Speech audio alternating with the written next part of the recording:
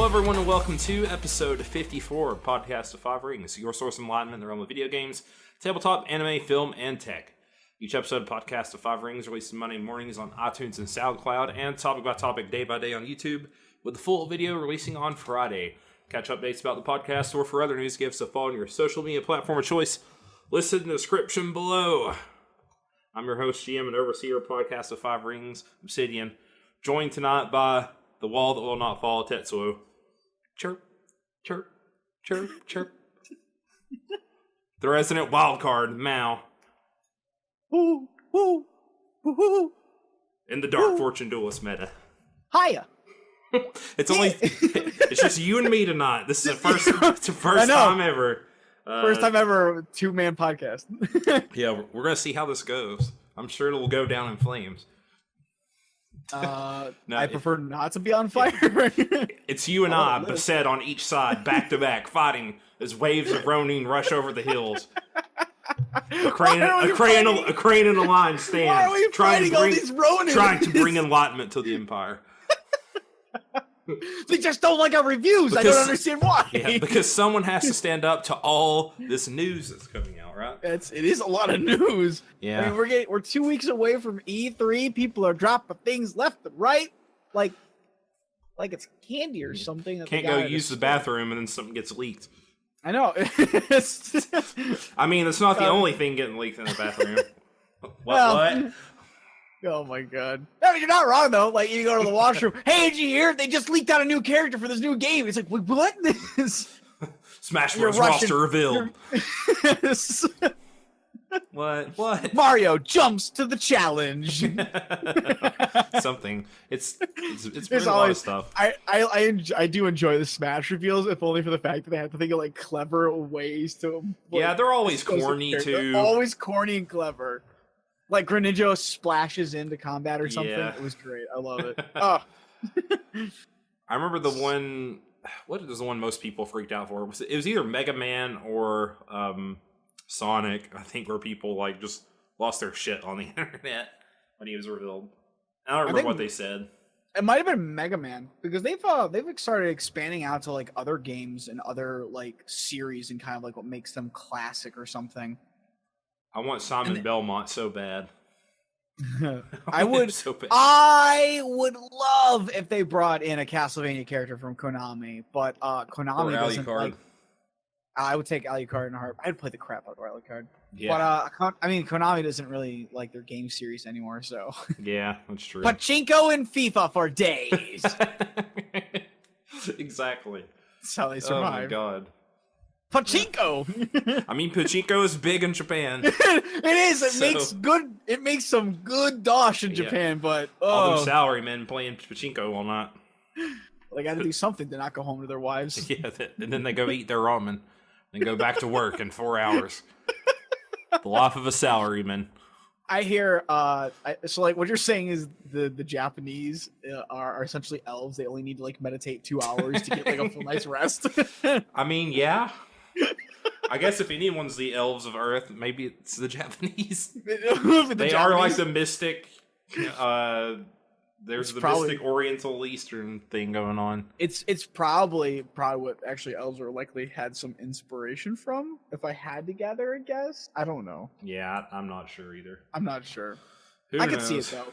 Very traditional setting, living long lives, having a lot of importance on showing a face and whatnot. Yep. Ancient elven techniques passed down from generation to generation.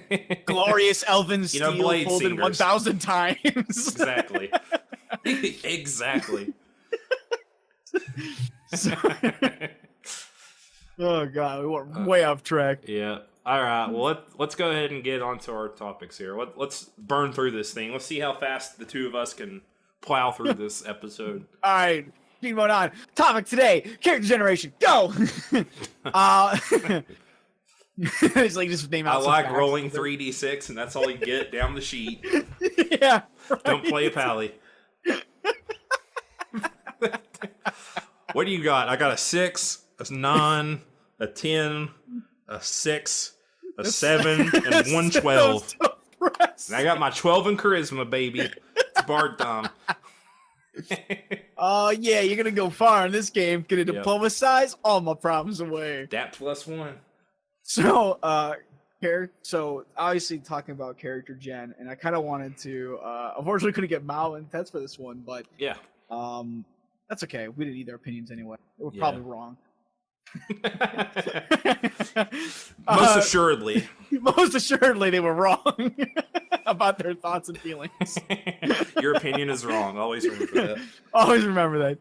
So, for the topic in of itself, for character generation is pretty much is mandatory for any tabletop role playing game. You have to have character. Because it's fairly certain that's a very important part of just making a role-playing character in general, so it's always there.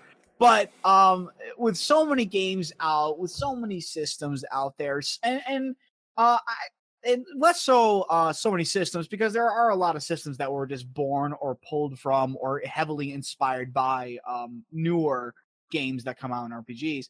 But you have like your generic, you have your D&D character generation, which also bleeds obviously into Pathfinder. You have L5R, a 13 ages or Age of 13 Winters or something like that. I can't remember. 13 Ages, I think is what it's called. I can't remember. 13th Age?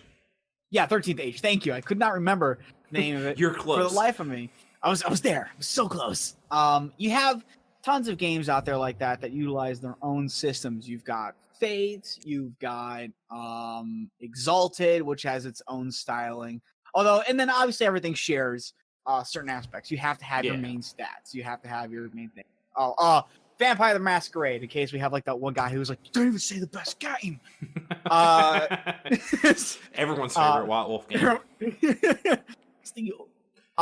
You've got all those systems out there, and they have all their different ways of making the character generation and whatnot. But through the time of playing with these different character generations and whatnot, you obviously come to find things that you like about these character generations, and things that you're starting to sit there and go like, this was really stupid. And I'm not talking about like what comes after you've generated the character. When you find out like a class is broken or scales way better. I'm looking at you, Solarians, than like most other classes. I mean, you just have those kind of things. And I want to ask you specifically, what were some of the what are some of the character generations that you've liked? What are some things that you haven't liked about character generations? And what are some things that you would love to see put into character generators, depending obviously on what game may or may not have that feature? Like a feature that you might have saw in one game that you would like to see in other games, or certain different ways to change about it. Well, not to beat a dead horse here, but I love L5R's character creation. Specifically, the thing I like, I mean, most of it's ho-hum, but the thing I like most about it, and some other games do this too, but I think I've seen L5R do it mostly the best. There are still issues with it, is advantages and disadvantages. The stuff that's there's more just balancing issues, like stuff is probably undercosted or overcosted. The points you get back, or so for those who aren't aware of what advantages and disadvantages in L5R are, when you build an L5R character, you get a certain amount of character points to generate a character with. Advantages cost character points. Disadvantages give you back character points up to 10 points. So, and they will be things like bad health, where you'll have less wounds, small, where you do less melee damage, or even things that kind of enforce your character in a way. And this is what I like the most about that aspect of character creation, is how you can use these. These are more than anything the skeleton of like who your character is, I suppose. And it's a really neat way to ingrain your character's story into the mechanics and like how you build the character's stats out and stuff, and getting XP back and stuff. There are some other games that do something like that. I think one of the Bot Wolf games does that. No, Shadowrun do it. No, Shadowrun doesn't do it. The Song of Ice and Fire RPG has it somewhat. It works a little bit differently, but they have like advantages, disadvantages. I'm sure there's a ton of games out there that have something similar. They're probably, you're just going to get into games that are going to either have that kind of thing or not, and they might implement it in their own unique, special way or so, sure. Yeah, so I like that a lot of, I mean, especially when it's so heavily ingrained into the story you're trying to tell, like it is with L5R. Yeah. What about you on that end? I would actually have to say, probably my favorite character generation system. Oh, that's a fun to answer. So I'm not gonna answer it. Instead, I'm gonna go back into what you're talking about. Something I actually do like about, one thing I actually like about character generation, and this is gonna sound silly because we're gonna go back. We're both going to the same one. It's L5R. But I haven't really seen this elsewhere in other games as much, either because it's just not a part of how the game system works, or it's because that's not what's really focused on. I really like the fact that in L5R, your class, the class you play as, gives you a stat buff. It's not based on what your race is, which in L5R you're really only going to be one thing. But it's based on what your class is. So it's less about that, oh, you're playing an elf, you're going to get these bonuses and these penalties. But what if I'm an elf fighter who's been like, in the army and whatnot? Oh, you still have penalties. No, you're for, still you're still a little stick guy. And I mean, it's definitely one way to, see it as is like, well, your race isn't really going to change. Like your race is going to have probably a far bigger effect on you than what your job is. Like as compared to like another race, like a human or a half orc, let's say. Half orc is obviously just going to be sturdier, regardless if you're both a wizard or you're a fighter. It's just the way genetics work. And that from that perspective, that's true. But I like the idea that when you pick your class is also giving you a bonus. It's saying that because you took this job, your training, your way of life, the way that your schooling took you through, increased this trait about you. And I would like to see that in more games. It'd be really cool that if you're playing in like a tabletop game and you play like the kind of frailer character and then take up a class that's like, oh, they're a warrior or something, right? That'd be like, oh, because you took the warrior, you just gain a plus this stat, which might offset the penalty that race might have. Yeah. As opposed to enhancing a good stat on. And I would like that.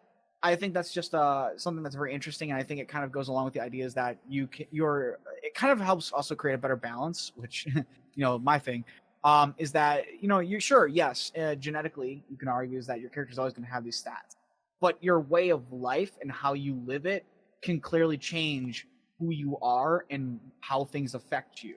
So it's just as much as how you are born and how you live that can define what your character becomes, and I like that idea a lot. Yeah, and it totally makes sense for L5R because you're basically from the age of like 5 or 6 schooled in like this style of whatever you're doing that focuses on this like stat basically that you have. Yeah. So like Matsu are all about strength. That's like their fighting style. So of course, if you trained in the Matsu school and you've achieved your Genpaku, you've been trained as a Matsu for like 10 years, you're stronger than the average person. So yeah, I agree with you. I like that a lot. I really like that. It's just a shame I don't think I've seen any other game do that, and that kind of sucks. Yeah. I will say Starfinder did something kind of similar to it. Yeah, they did a little bit. It was with the themes, though. And, I mean, the themes are limited, unfortunately. You've got, like, maybe 7 or 8 themes, and then you've got, like, the free theme to pull from. Yeah, they kind of do, like, almost... They have, like, the same progression track, almost, it feels like to me. At least early on. I didn't get to mess around with higher level stuff. Yeah, but I mean, when you take up your theme, you get like the +1 to a specific stat. Exactly. Of that theme might cover, and I like that. That means it kind of takes into account, and even the new version of L5R done by FFG, you kind of do that when you're creating your character. Certain things about how you choose to live your life through your character, like the 20 questions. I thought that was the coolest thing about the new RPG. Yes, that was honestly the best. I was thing like, about I just want to build characters in this, honestly, because. Answering 20 questions is really fun because you have to do it to make your character. Yeah, it's actually a really good system, and I want to see more games do something like that. Yeah, I think they succeeded on what they were trying to do in that aspect. I do too. We've had that discussion. We have had that discussion. I only wish that they added even more to it, like even more of those, because some of the choices unfortunately didn't really did anything. I wish almost every choice had like an effect on something. That would have been awesome. Yeah, it would have. But what about a system that you don't like in something? What is something in character gen you have seen that you're like, this could definitely go away, or doesn't, or not even go away, but something that you feel like wouldn't even do well in any other system? So, okay, one thing, maybe people would probably disagree with me on this, but I do not like the Warhammer games. I don't know who made them. I can't believe I can't remember, but there was like Dark Heresy, Warhammer Fantasy, Rogue Trader, the percentile based games. A lot of your character, like you don't really get to play a character. I mean, you could, I guess, if your GM like found out a way to do it and let you, but you don't really get to. Or at least both 3 times I've made a character for it. You don't get to choose like what your character is or what he or she necessarily does. You roll everything randomly, which is kind of insane. And there's a lot of stuff. You make like 30 rolls. You roll like, I believe you roll all your stats randomly. You roll what class you are. In Warhammer Fantasy specifically, like you're basically almost guaranteed to start as a schmuck. Like you're going to be like a charcoal maker, a fireman, a rat catcher, a grave digger, and they'll give you cool stuff like a plus 5 percentile to like not become poisoned if you're like a rat catcher because you deal with rats all the time. But if you get lucky, you might get like I'm a bridge guard guy, or I'm like a soldier, and then you can eventually, from there, you get to choose what you want to do later on, because you start spending your XP to increase certain stats that you have, and they're basically like tiers of classes, and you basically like build up prerequisites to get into the class you want. But it sucks at the beginning of the game, and you might want to be like, I want to play this charming swashbuckling rogue guy, or I want to be this like ugly like sorcerer dude or something like that, and depending on what you roll, you might not get to do that. You could be like Mr. Charismatic and stuff, but it's just like you're ugly, you have no nose, your breath stinks, like people don't like you. You'll just roll it randomly. Everyone rolls like a weird quirk, and it's funny for like one shots, but I like playing campaigns more than one shots, and I would never want to play a campaign of that unless I rolled something really good. So that's something I've seen. Well, like always, well, I love randomness in D&D when it's moderated, like rolling stats and stuff. It's just a little bit of randomness, not when the whole thing is random. Yeah, that would probably be a little off-putting. Plus, that's a lot of bloody rolls to start a game off. 30 rolls before you've even started the game? Yeah, it's something like that. It might not be that many, but it's at least 15 or 20. It's probably a little bit hyperbolic, but yeah. I mean, but the point is that if you're making an assload of rolls for stuff, if you're going probably past, I would argue, if you're probably going past 10 rolls for different things, not even just your stats. If you're just starting to go into rolling into everything, like a lot of things in your in your character gen, you're probably rolling too much, because that tells me that there's a lot of things that are not to choice. Yep, it's a lot of things to RNG. Yeah, and your whole basically most of your character's backstory is going to be shaped by what you randomly roll. So I'm not sure I'd be a fan of that, because I actually like to write up my backstory and then create a character around that backstory, create a character, and then make a backstory for that character. Yeah. I don't care for too much RNG. I actually, even to be truthfully told, I tend to avoid even things like heritage tables and whatnot. Yeah. I just don't like them. The heritage tables. I think it's not that it's a bad thing. I just don't like them, because on the off chance you could screw your character over by accidentally getting something bad. Like, oh, you rolled this, one of your traits is lowered. Oh, thanks, RNG. I really wanted to get fucked. See, that's what I like about heritage tables, though, is that they're optional. You get to choose whether you get to choose. Yeah, it's the risk or the reward. Yeah, so you at least choose that kind of stuff. But if it's forced to, that always kind of kills it for me personally. Yeah. One thing I personally would like to see go away in tabletop games in general, and it's going to be your gives and takes here. And I know it's kind of hard to say, but I actually don't care a lot of the times for disadvantage systems or like penalty systems for a bonus. Generally, they're almost always min-maxed, regardless of who you're playing. So give an example real quick of one specifically. Well, the easiest one to give would be L5R, but I'm actually going to not do that one. I'm going to go to Dungeons & Dragons 3.5. And I know some people are like, but that's 3.5. And I'm like, I know, I understand, but you have to understand, it doesn't seem to really matter what system it is in. People will min-max the shit out of their disadvantages. Dungeons & Dragons 3.5, they implemented it very later on, or it might have been from 3.0 years and then the 3.5, but a lot of stuff in 3.0 and 3.5 were interminglable. You just could update it if you needed to for 3.5. So really anything 3.0 was also technically 3.5. So with that out of the way, they did implement what was called flaws or character flaws, and they would essentially give a pretty decent penalty to the character for something. But then you might get a bonus in turn of it, like frail but nimble. Like your character was a little bit frailer, so they get a -2 to their con, but they get +1 to their initiative. Believe it or not. Oh, gotcha. That Yeah, I kind of can stuff, see how that. Yeah. It didn't really matter. Like if you were playing, and I know this is like the extreme of the example, but we were playing. We had a campaign quite literally where it was like, oh, we're playing evil characters, and some of us were undead. Guess what flaw was taken by everybody? What flaw is that, Meta? Frail but nimble. Okay, everybody took the -2 Constitution because undead don't use Constitution. They don't have it. They're undead. So it didn't matter. They took it and they got a +1 initiative for nothing. Mm-hmm. Now that's the extreme, but I even saw it on living characters. They just didn't have a reason to do it because their other gimmicks that they started to do was they started to min-max around smaller things. Like, oh, I'll just take this, but then I'll min-max this. So Constitution doesn't really matter anyway for my character. Yeah. Or they might have been a character that's not really going to be in the middle of a fray and taking hits, so their Constitution doesn't really matter anyway. That kind of stuff, and you'll see that kind of thing. And like that's just an example of like one of the flaws, but that was the point I'm making. And then in L5R, you see it all the time. Like you'll see Driven taken a lot, and not actually pushed. That's when I say it's not balanced. Yeah, and then you say something like, or like Doubt, for instance. Doubt is the worst. Doubt on the skill that I will never use. I've seen this. I tried to sneak Doubt Theology past the GM once. He was like, Doubt Theology? Really? I was playing like a Dragon Bushi, and he was like, I was like, I don't know. Who am I? I don't know where I am. I've seen, what is it? He's like, Doubt Kyujutsu for Kakita duelists and whatnot. It's like, I'm you're like, never what? Gonna use that. You're never going to use that anyway. Well, of course why would you? Of course you're going to take Doubt on. Doubt needs to be like, pick your highest ranked skill.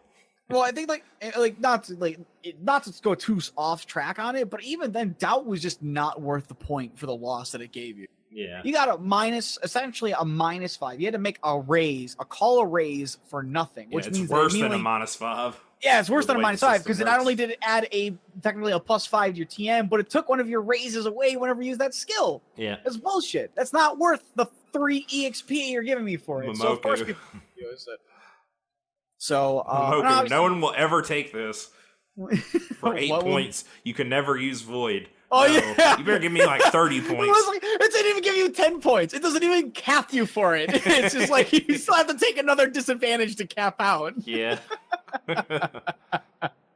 Oh my god. No, but like barring the poor balance, people always like bounced around that kind of thing. And like one of the ones was like Touch of the Void, where anytime you use the Void point, you would get to keep one. Yeah, but you had to make a will. Yeah, you had to make a will roll. Well, and some people, I remember when we actually had this issue. We had some people taking it, but they weren't making the days roll first. And yes, you have to make the days roll first, which means that if you fail that roll, you immediately take a -3 keep 0 to the roll.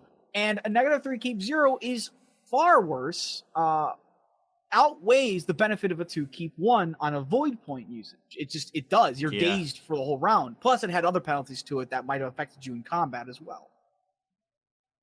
And I mean, eventually, if you got into higher levels and a high enough will, then it becomes a boon as opposed to a disadvantage, which I'd actually say is kind of ironic, really. And it makes it kind of nice to know that eventually it won't be as big of a problem later on. But you'll see people take that, but once they realize that, like, oh, this game won't go that far, and I'm just screwing myself over, they immediately stop using it or even want to trade it out for something else. Yeah. And then there's other disadvantages out there you can probably just Bushi never takes small, courtiers never take large. No. Like stuff like that. You never take those stuff. You never take what was it? You would never take a permanent wound if you're a Bushi. Yeah. It's a horrible idea. Especially already considering how lethal the game is. I played a game where I took it and bad health.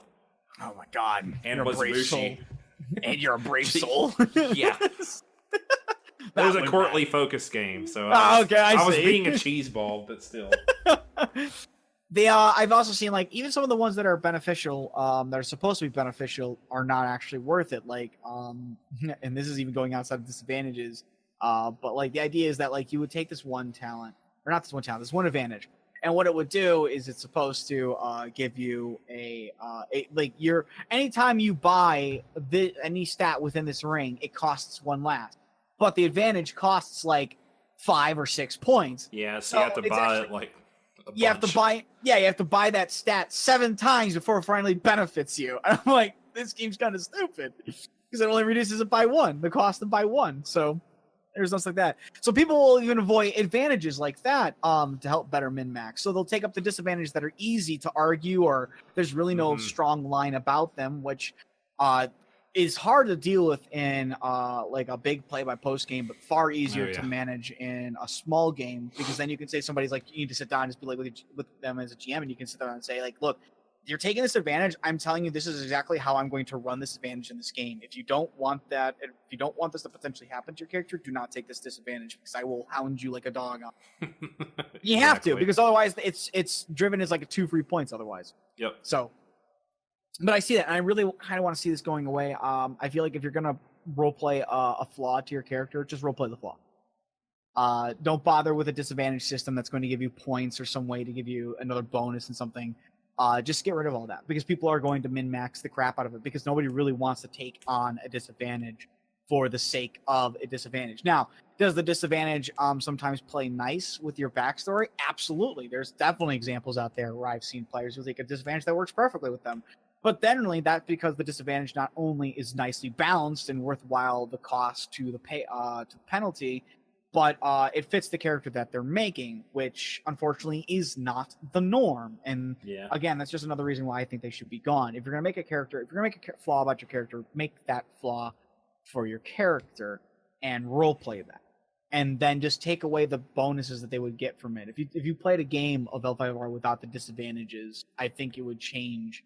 It would mean that people are no longer going to be worrying about trying to min-max their disadvantage for points, which, I mean, not to say that everybody's min-maxing, but here I go. Everybody's min-maxing.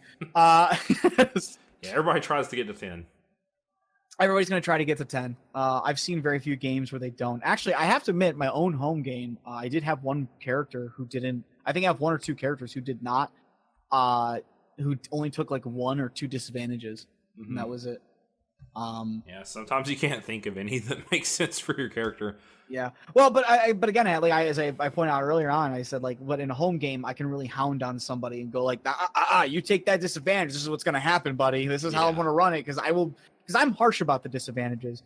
At least the easy ones. The ones that are like doubt and whatnot, I would actually probably nerf those a bit. They're really too good in certain ways. We have like retool point costs and stuff, and some are just banned. I make luck 5 points, and you can only buy it once. I can totally understand that, because luck is really good. It's stupid, and everyone always gets multiple ranks in it. And the other problem, though, I mean, at least for the game in and of itself, is that like luck in that game sometimes feels mandatory, because you can get so screwed over at a task you should be otherwise. Test of honor, you better be honorable. Just saying. So, but it just happens. You just end up having people take any type of disadvantage, any type of flaw, any type of downside, and they're going to maximize the output of it. If you're not able to pay attention to them when they do it, which is why generally a big help for the game comes into play is that like you could remodify them. You can talk to your GM before you go into the game, and like understand how things are going to be done and whatnot. But you shouldn't always have to do that. And that's the last big thing here, is that if I'm picking up a game and I'm trying to get new people into the game, especially a game that might be as lore heavy as L5R, or even generally a very easy, very neutral toned setting game like Pathfinder or Dungeons and Dragons. Yeah. I shouldn't have to try to go over with my players their disadvantages, go like, okay, why do you have this disadvantage? I don't know, this disadvantage is too good, or that doesn't make any sense. I'm going to have to ask you to do it, or just flat out say, like, no, you can't do this flaw because it's very broken, and I do not want that in my game. Or I have to sit down and tell them, I know you want to make this kind of character with this kind of flaw, but I'm going to have to do this if you do that. I shouldn't have, no GM should have to do that, especially to a new player. I've actually had that experience. A new player wanted to play, and the first game was running of L5R with a couple of friends, and they wanted to play this type of character that was secretly a female and whatnot, as opposed to a male. Yeah. And I had to kind of explain to them, like, first off, well, technically females don't really need to hide themselves in the society at all. I said, it's more egalitarian. Yeah, I was gonna say, but you can create like a reason as to why they're doing it. That's fine. But then they wanted to take like dark secret something, and I'm like, this game isn't really gonna cover that, so I can't really give it to you. Yeah. But And yeah, then there's times you just have to be honest as a GM. yeah, and it's kind of like, well, and then kind of like, well, my idea doesn't really work, and then they just ended up not joining the game, and it may have been because of like all the no's I was giving them, which is something that kind of sucks because when you tell a new player no a number of times, they start to feel like their options are limited. It just happens. So nobody should have to go into a game like that. And when you're already seeing disadvantages get utilized as ways to benefit a player, and when you have to kind of go into the game and look every like flaw over and ask why and tell the player why they can't do this or tell the player this is how it's going to be run, which makes them have to rethink if they want it or not, which if they're already rethinking if they want it or not, that tells you that they weren't really taking it because that's a flaw for their character. It's because they felt that was going to be run. It was going to be run in a way that wouldn't be too mean to their character, or at least as they see it, they perceive it, which is different for everybody. But that is something I want to see. Yeah, no, I can see your argument there. So what's your favorite system to build characters in, that being said, I guess? Oh, favorite system? I got to admit, it's not the best, and I think it could use some touch-ups, but I have to actually say I really enjoy the crap out of Starfinder. Yeah. I like the idea is that you can either follow and I'm going to go by base default for the system, mind you. I'm going to go by base default because you obviously have the optional ways of either rolling or taking a stat set on whatnot. But the base default of the way the game works is that you start at 10 just raw across the board. Then from there, you pick your race. And your race will give stat bonuses and stat penalties, and you change your modifiers from there. So you might get, like, let's say you're making an android in Starfinder. They give you a +2 dex, a +2 intelligence, but a -2 to charisma. Okay, fine. So then you change it on your character sheet, and you go from like 10 to 12, 10 to 12, and then 10 to 8. And there you go. So now you're going to start. Then you have to choose a theme. And it's like, well, what kind of theme are you going to be playing? Actually, I'm sorry, you would choose your class next, which would give you your stamina points, plus your con modifier, as well as the health for the class itself. So then you choose that, and then you're like, okay, well, after that, then you choose your theme. And then your theme is like, well, this is the kind of class I'm going to play, and this is kind of the race that I am, so what theme would I feel is appropriate for my character? And you might go through the few themes, and you'll notice that, like, in those themes, they kind of give you some bonuses and whatnot, that come level up. They're nothing big, and in fact, some are, I would argue, generally way worse than some of the other ones. They could probably use some rebalancing, but take that for what it is.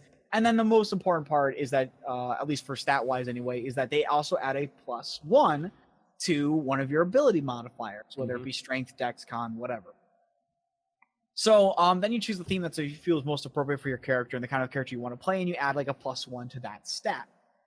And then from there, you are then given 10 stat points to just spend, and everything's a 1-to-1 ratio. If you raise your stat by 1 point, it costs you 1. If you raise your stat by 2 points, it costs 2 points. Yeah, and you have like the highest you can get to is like 14, isn't it, or is it 15? It caps out at 18. You cap on character creation on it, and this is another thing I actually like as well. Is your character creation is capped out at 18. You cannot go above. So this is something I actually really, really enjoy. It gives you a lot more freedom to start off without feeling too limited. But at the same time, when I went through it, I also felt sort of limited. And I think that's going to, and as silly as it sounds, I know I contradicted myself there, but on one hand, I wasn't able to, it's a little bit hard. You're still kind of stuck with a character that can't really break the mold. And that's generally going to fall onto your race, kind of affecting that more than anything else. Because whatever race you take up is generally going to potentially, except for humans, because humans are always amazing in Pathfinder and whatnot, or any Dungeons and Dragons game, they're always just good. The other races will generally give a +2, a +2, and a -2, or a +2 and a -2, or maybe just a +2 of some random thing. And generally that means you're going to get either a 6 swing, a 4 swing, or possibly a 2 swing just from the start. So your race can still kind of screw you over, but as long as it's got a low reason for it. But the 10 points specifically is what I really like, is the fact that you can kind of help customize. You can either offset a weakness, you can build into something that you really want to do. The only downside is that I just feel like there needs to be more themes and more archetypes and more races, because that really starts to open up the road, or even like new versions of races. Like Android version 2. Yeah, like variations on those variant races would be perfect. I think this would be really cool to do as well. So it'd give you some more choice to play the race you want and maybe a variant of it. But I do enjoy the fact that you get a lot of freedom to just kind of put your points where you want to, which is actually probably most akin to how video games do it. Like when you're creating your character in Fallout or something, you choose your stats in that, and you choose like you get like 6 stat points, and I'm gonna put 2 into strength, and I'm gonna take 3 out of intelligence, and I'm gonna put 3 into con. And I'm gonna be a big, dumb, strong guy, and that's how you're gonna play your game. And I like that it kind of falls into that category while being able to add on different items to be statting it out and what. So that's actually probably my favorite character generation I've had. Plus, I just like techie stuff, so. You just want to build ships. That's all it is. I just want to build you ships. I just want to sit down for like 3 hours and build ships. I know we will. One of these days. I really like 5th edition D&D, actually. Really? It's for building characters. There's just a lot of characters I want to make in that game that I haven't got to play yet.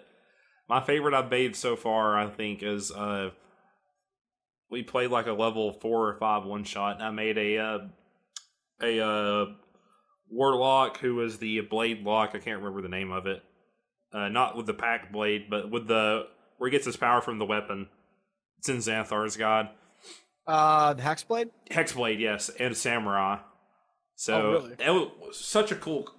I love this character concept that basically like his grandfather's soul was like killed by a demon and put into his katana, and it became basically like a tainted sword. And his grandfather's soul is the one that gave him his like warlock powers. It's like cursed by this Oni, basically. And he like runs around with like a warlock blade and stuff and fires off Getsuga Tenshos. Because I had my Eldritch Blast be like sword beams, basically. That is very thematic. Yeah, and basically like his backstory was that his whole like people got overrun by like a tiefling empire that were like descended from Onis and stuff like that. Damn. Yeah, so it was pretty. There's just so many characters I want to play in 5th edition D&D. And there's lots of options. There's like tons of backgrounds you can pick from now. Lots of classes. Well, it's the same like base classes, but lots of basically paths to branch off into. And I don't know. I love 5th edition D&D so much. So it's a good system. It is a good system. It's my favorite D&D system by far. I like how our favorite systems are not L5R. Yeah, well, it has problems. It has L5R. I love L5R. I hate talked L5R. about those. Yeah, it's a very love-hate. I'm more in a love relationship with L5R than your love-hate, but I have a love-hate with it. I really do. but hey, I'm not gonna begrudge you. I thank you, Obs. I appreciate it. This isn't that kind of show. I'm sure there's somebody out there who's like, I hate this guy. The next week on Podcast of 5 Rings, we just shit on each other's opinions. We get sick of each other real quick. Yes, we would. All right, let's get on to my topic. So, I talked about this on last episode. I did not realize, but a little game came out. I think I've more said this as a side in the outro or the intro. A little game that I played over 2 days. Bloodstained, The Curse of the Moon. Woo! Which is the, I believe it was a stretch goal for the original, for the Kickstarter campaign for Bloodstained Ritual of the Night. It was a stretch goal. Yeah, which Meta talked about a long time ago. Long time ago. Yeah, so basically Bloodstained is a love letter to the old NES era Castlevania games, mostly Castlevania III, because you have 4 characters that you can switch through. You start the game off as Zangetsu, who is basically a samurai with a short sword. He's basically his backstory is very simple. He's hunting demons. He wants to kill them. And I appreciate this backstory heavily. Yeah, you get very little backstory, just like your old NES games. And you eventually run into 3 other characters. Miriam, who is the going to be the main character in Ritual of the Night. Alfred, who's a priest, basically, or like just a magic user, basically. And Gabel, who's basically just Alucard.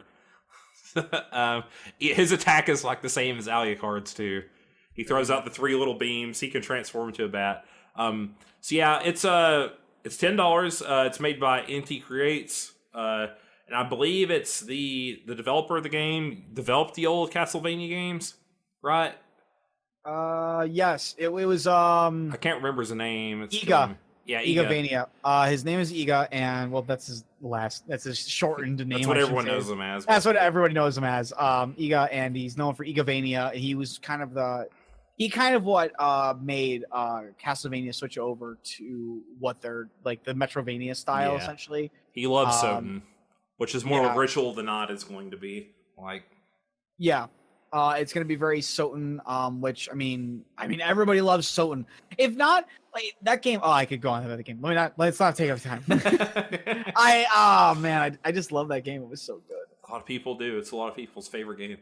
It's a good game. I love Soten as well. It was just done really well. So yeah. But yeah. So yeah, basically like the whole shtick of Castlevania 3 and to an extent Bloodstained Ritual to Not, Curse of the Moon is that you can mid-stage change your characters. This is really cool in many ways. For one, it gives it replay value because there's places you can't go on certain characters. Zangetsu basically is as basic as can be. He has like no mobility like stuff at all. Whereas Miriam has a slide, so she can slide under rocks and stuff. And she has a high jump, so she can jump up higher to places Zangetsu can't reach. Alfred doesn't really get much stuff for mobility either. He just has cool spells, and there's one spell like a shield that's very much like the shield in Ninja Gaiden that just lets you run through the enemies. Oh, very cool. And Alfred has the weakest hit points, but he can transfer that shield over as you switch characters. So that's pretty cool. A lot of his magic will like transfer over. And but in some of his spells will give like he has one spell that's like a giant ice sword, and you'll throw it out and it'll hit enemies and freeze them, and then you can jump up on the blocks and stuff. So you can use those to like get to higher places. And then Gabel he basically uses your weapon points as he's a bat, but when he's a bat you can fly pretty much anywhere on the screen. And he wedges into little places too, like maybe some that Miriam can't slide into, because you obviously can't slide mid-jump. So that's a big thing. Sure? Are you sure you can't slide when in the air? I mean, you could in Mega Man X. That's true, actually, yeah. That's a really cool thing, the replayability that it offers. I've beaten the game, but I've only beaten it on the normal difficulty, which isn't called normal. There's casual, veteran, and then unlocked nightmare. The game has multiple endings. Depending on the characters, you don't have to recruit them, and you'll get different endings depending on which characters you recruited. And so there's true endings, really? Bad endings, depending on the choices you make throughout the game. Then the true ending. Now I sound like what's that movie with Tom Hanks? The True. I have to know about the True. I don't know. I don't know. I weird tangent. I'm not a big movie man. Yeah, you can't ask me those kind of questions. What was that Tom Hanks movie meta? Cloud Atlas or Atlas 9. Outcast. Yeah. He's talking to volleyball, but no, so yeah, the actual true ending is supposedly when you beat it on the hardest difficulty. I think recruit all the characters, but it may be different. I need to replay it. Like I said, it's only $10. For $10, it's a pretty good deal. It's got lots of polish. You tell lots of love went into it for a basically a Kickstarter expanded thing. I mean, like they didn't have to make a whole actual like game. Basically, that is so polished. Is the sprites and stuff are so charming. It feels like an old NES game. Sadly, and my big complaint about Bloodstained, Curse of the Moon, is that if you're going in thinking you're going to get an NES challenge, you are not. And maybe it's more difficult on Nightmare mode. I'm sure it is. Probably but is. The game is really, really easy. I don't think I died once until I got to the 5th boss. Then there's like the 6th boss. I think I died a few times. And I was starting to go, okay, now it's going to ramp up. But the stages aren't necessarily that hard. The platforming isn't that hard. It doesn't have the Ninja Gaiden when you hit an enemy and you knock back frames or whatever, where you slide back. You can just damage boost through enemies if you have the health. Oh, really? Wow. Yeah, I love that there's 4 characters, but the 4 characters also make the game more easier. Because when one of them dies, you just start back on that screen, but all your other characters are still alive. And you can switch between them on the fly, so if one gets a really low health, you could just not play that character anymore. Sounds like Teenage Mutant Ninja Turtles. It is very much like Teenage Mutant Ninja Turtles NES. That game, I can't believe, I was going to reference that, and I can't believe you referenced it first. Boom-da-doo, bam, boom-da-doo. I love the music in that game. That game was so freaking hard. Oh, it was absolutely hard. That game was incredibly hard. It made me cry when I was 4. That game was a mean game. I played it, though, because I'm an idiot. The music is still so in my head. But yeah, it's a lot like Ninja Turtles in ways, too. But yeah, all the characters, I like how different they play. Their abilities are all cool. It's a great love letter. If you like NES era Castlevania games, there's literally no reason not to pick it up for $10 and get like your 6 hours of enjoyment out of it. It's 6 hours for $10 might not sound like a lot, but if you like these games, it is so worth it. And I love Castlevania 3 is one of my favorite. Castlevania 3 and 4 are my favorite Castlevania games. So this was just nostalgia for me, big time. I'm trying not to spoil it. It's been getting good reviews, and it's made me really, really excited for Ritual of the Night. I think this game takes place in an alternate universe, is what Iga said. It's probably, I could see it taking place in an alternate universe. Yeah, and I love what indie developers who kickstart. I mean, there's lots of Kickstarter horror stories, but like this game with NT creates, Shovel Knight, whose devs I can't remember right now. That's killing me. I can't remember them. Who are basically have made 4 whole games off of one Kickstarter and stretch goals.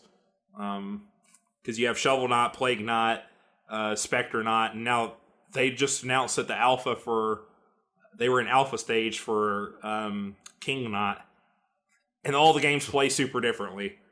So just that Kickstarter like developers are coming through on their stretch goals and making games like that surpass what probably anyone expected from a stretch goal like game is really cool. And I love these old NES 8-bit style throwback games. I hope that in the future more people can go to Kickstarter and utilize it as a way to make an awesome project and to actually deliver it. Generally though, like with all these kind of Kickstarters, the bigger projects like making a game or a new piece of technology or doing a piece of technology that's still very not commercial based and still being worked on in a more developmental basis, those are always kind of rough to back because they can fail.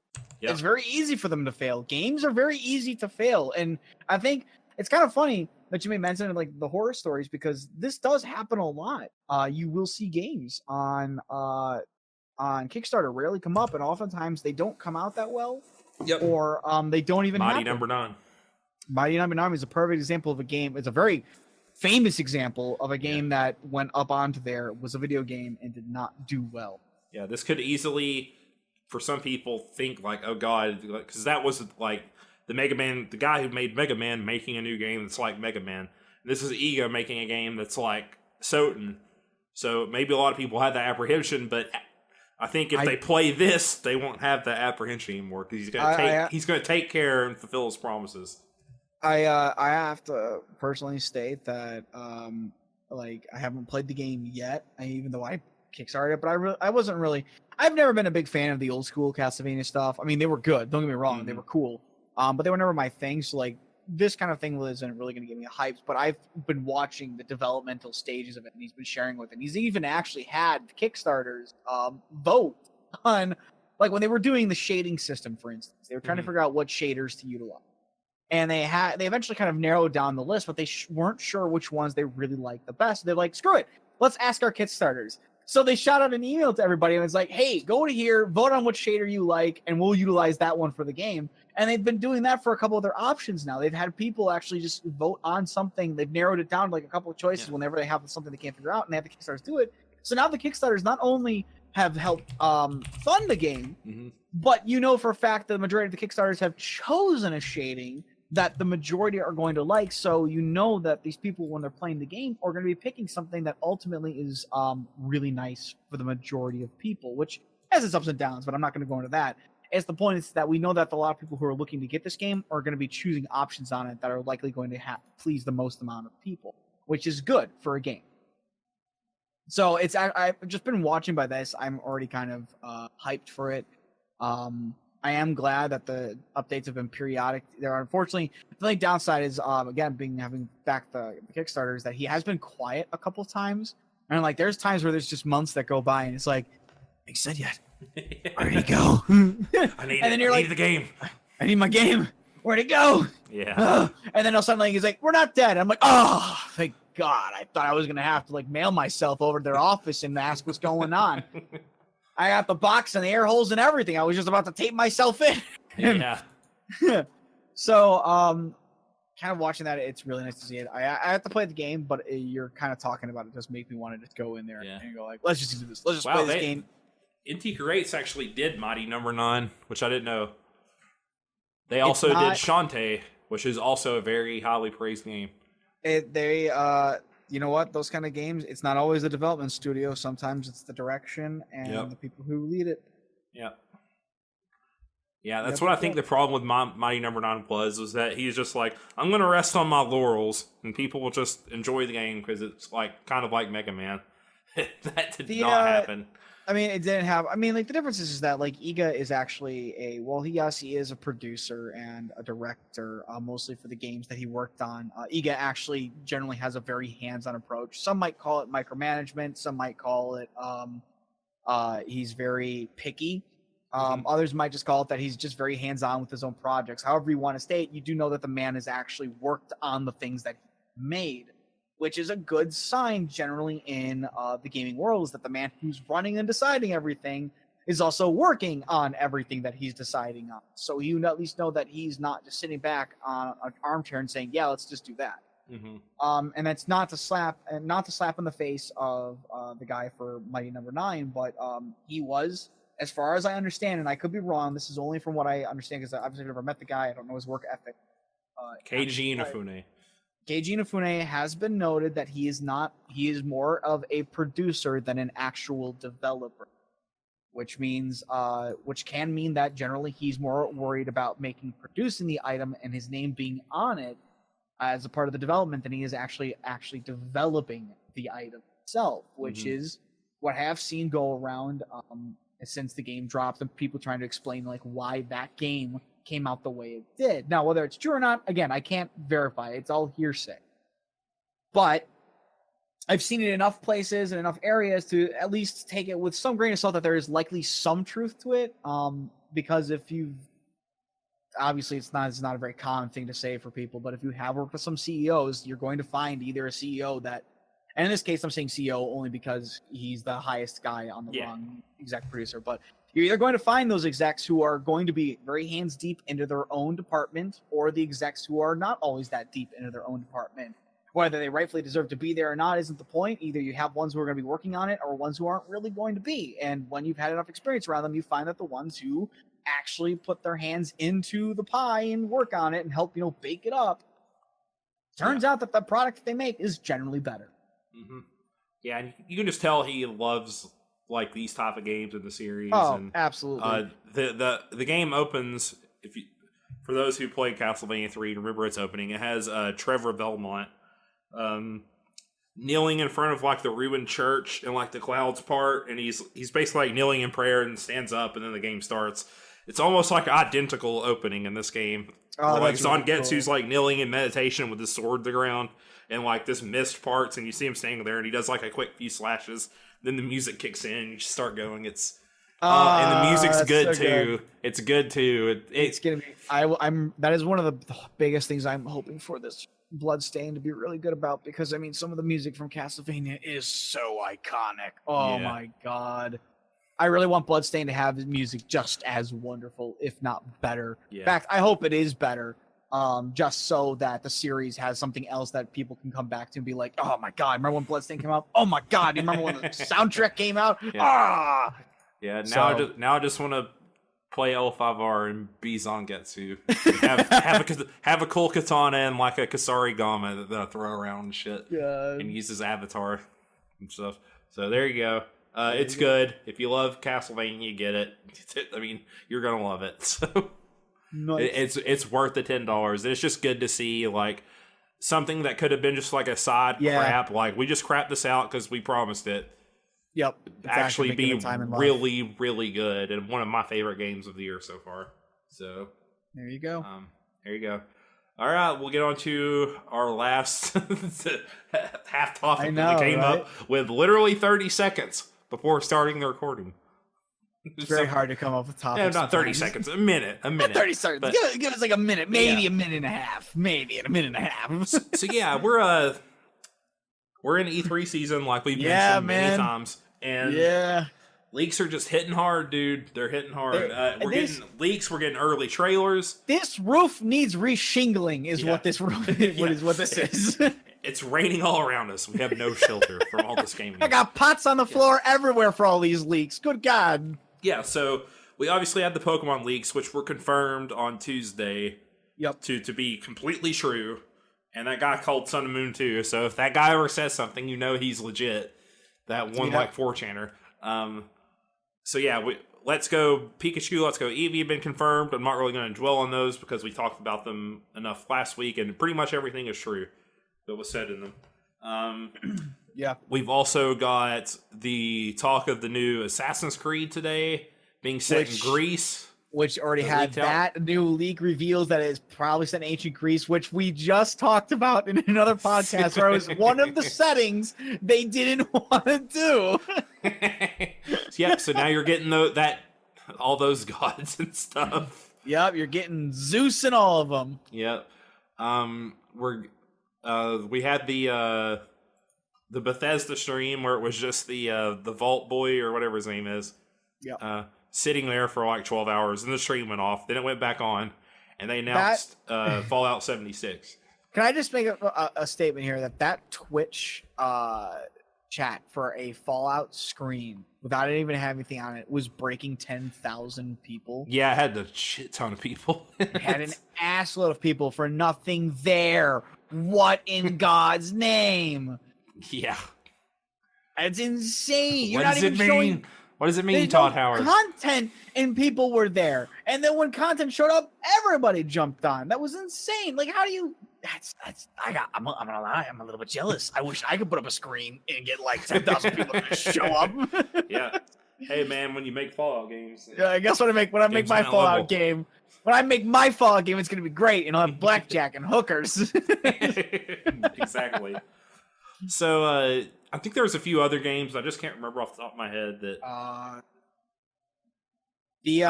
mean, we got Fallout. We got Fallout that dropped stuff. We have Assassin's Creed that dropped stuff. We have been a lot of Nintendo trailers for random games. Yeah, we've had a fair amount of Nintendo trailers drop things and whatnot. They've been revealing more information about Mario Tennis Ace. Yep. Whatchamacalls it? I'm trying to think of anything else.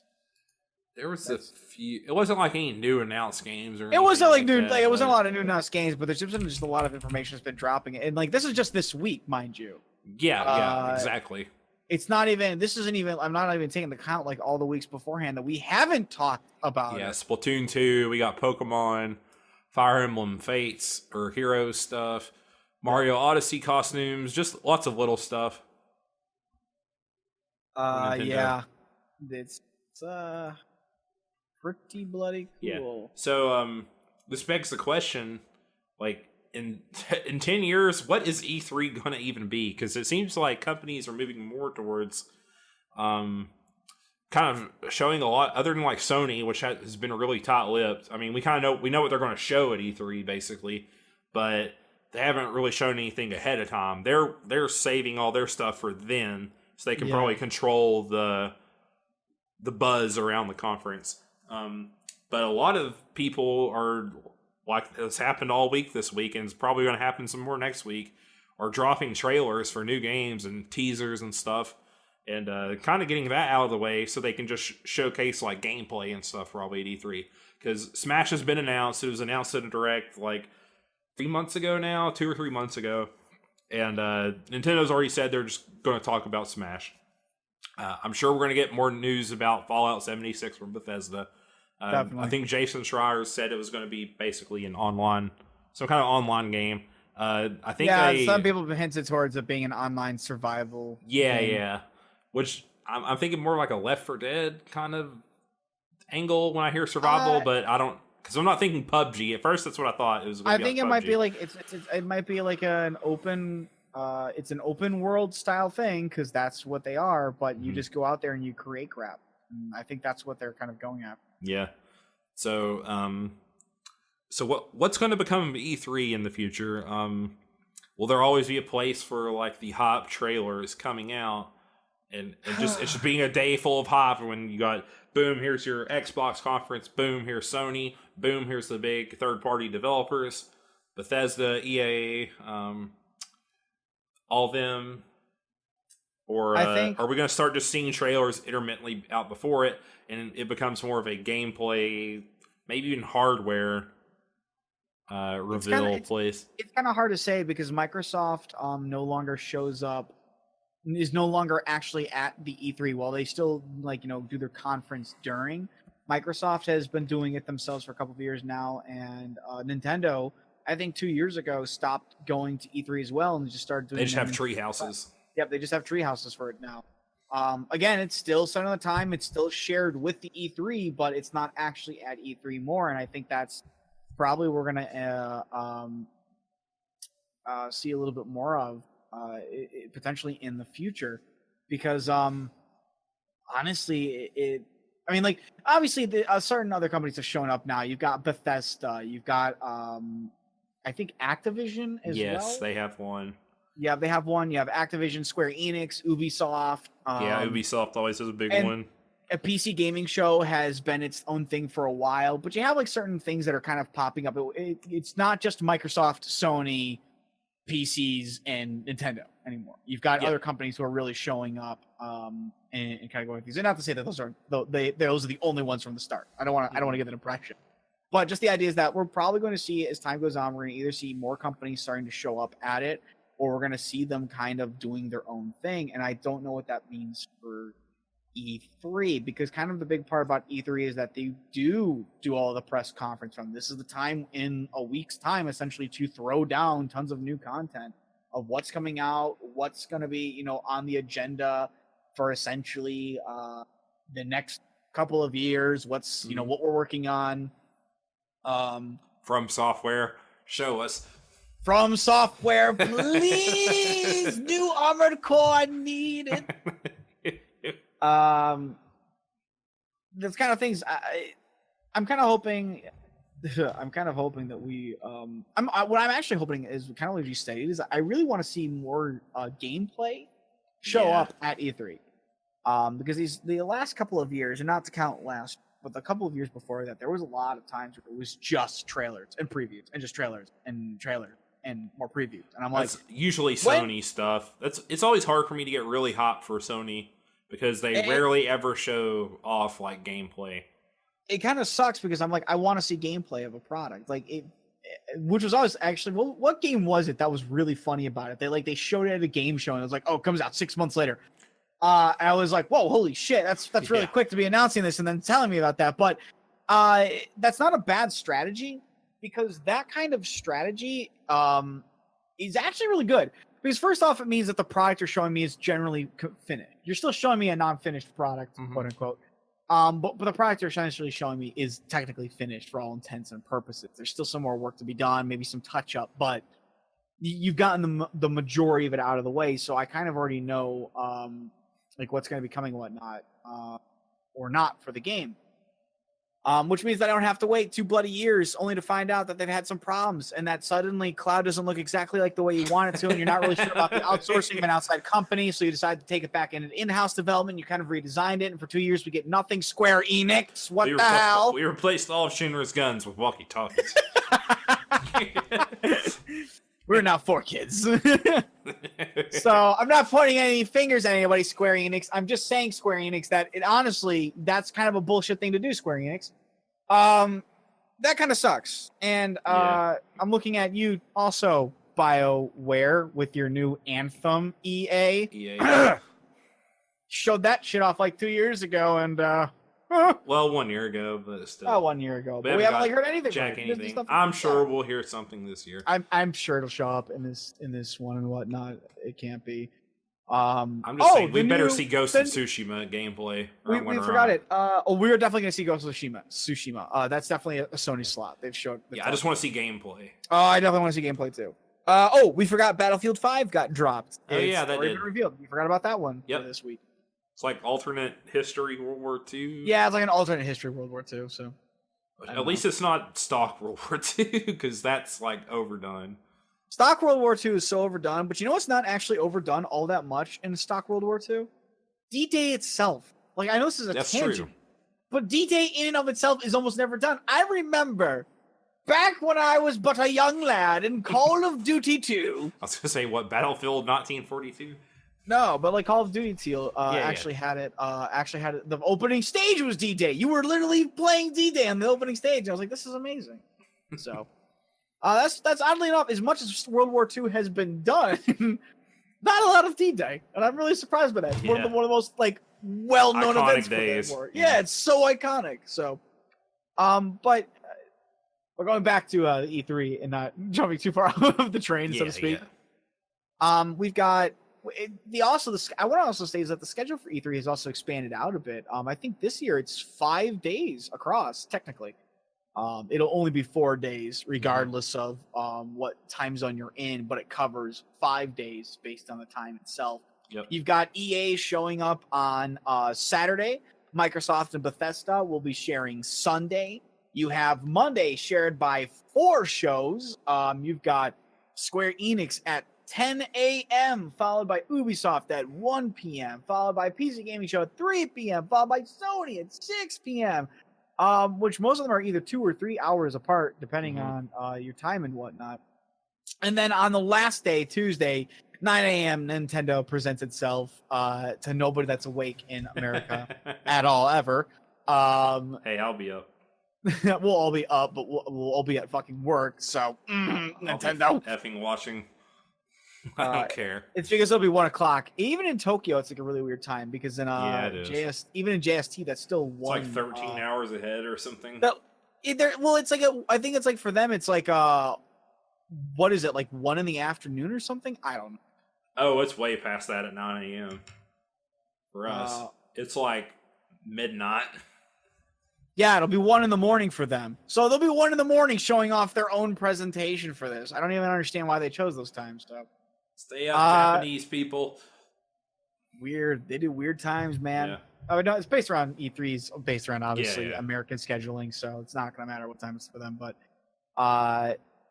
so I mean, they spread around across essentially 5 days, 4 days now. But it does feel like everything's kind of getting spread a little more.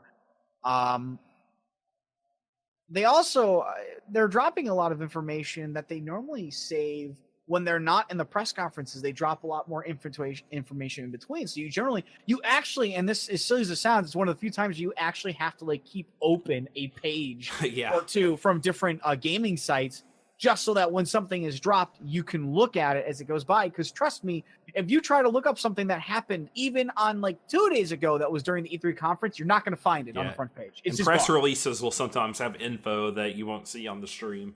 Yep. So you need to, so you have to like read the information as it comes out and what.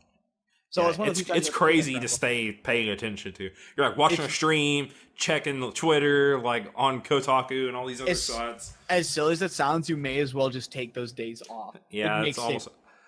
Sometimes I might actually do that. Take that Monday and Tuesday off. I have been tempted to do it just so I can take notes because it sucked last year at work.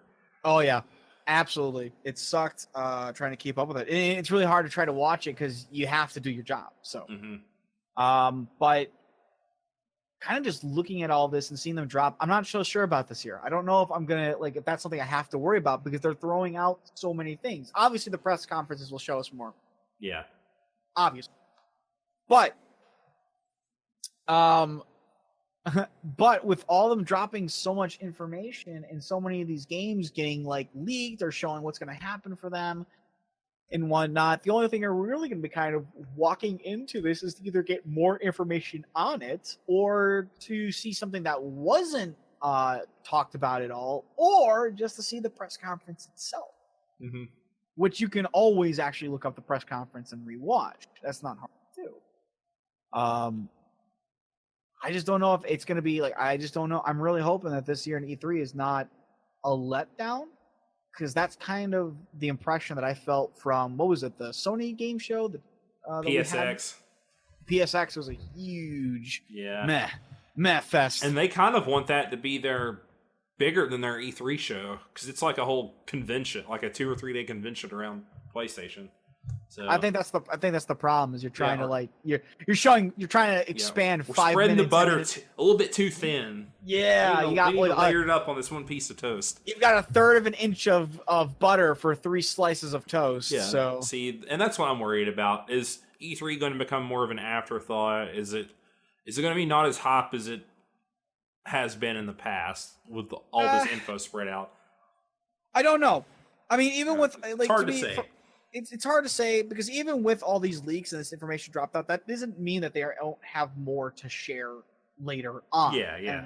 And that's really the thing to get into. They dropped information on, for instance, Let's Pokemon, Let's Go Pikachu, Let's Go Eevee. Well, they showed us a trailer, but they didn't really show us tons in it. We see that you capture Pokemon. You can choose which Pokemon you run into capture. It's got Go access. You can play with a stupid Pokeball model thing to go with it. I don't understand why the Switch controller looks just as fine. Yep. And it looks like it looks like you can do Pokemon battles with other trainers and whatnot. You can infer a lot of data, but there's not lots of details being told to us, bits and pieces that a trailer that's trying to show us what this game is and why you should get it or be prepped or get hyped for it, as opposed to be told the deeper details of what the game entails, of how things are going to happen, so on and so forth. Stuff that, a silly presentation that Nintendo would normally show us. So I don't know. It almost more depends on what kind of games you like. Do you like more story stuff? Do you like more gameplay stuff? So I feel like the people who like story stuff more are going to enjoy E3 more.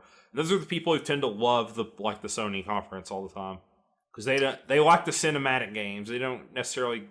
It can be any game gameplay mechanic as long as it's cinematic. Oh, I'm just saying, Devil May Cry 5 Ride in the Streets, so the better show gameplay of that, Sony. Well, I was going to say Pokemon Switch, but we got this, which is basically the interim game till the real thing comes out next year. In 2019 E3, they'll probably show something about it, so...